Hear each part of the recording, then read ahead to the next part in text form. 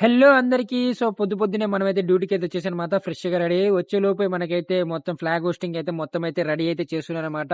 వాళ్ళు మంచి కొత్త కొత్త బట్టలేసుకొని మొత్తం పోరగాళ్ళు మొత్తం రెడీ అయితే చేసి మా సార్‌లయితే మొత్తం అక్కడ రెడీ అయితే చేశారు. అందులో నా చిన్న వర్క్ పడ్డది. వర్క్ చూసుకొని వచ్చేలోపు మనకైతే ఫ్లాగ్ హోస్టింగ్ అనేదైతే అయిపోయింది. అయిపోయిన తర్వాత మనకైతే మా డీఎంఈ సార్ నెక్స్ట్ మా ఎలక్ట్రికల్ బ్రాంచ్‌కి అయితే మా అమర్ సార్ వచ్చేసరికైతే చిన్న స్పీచ్ అయితే చెప్పారు.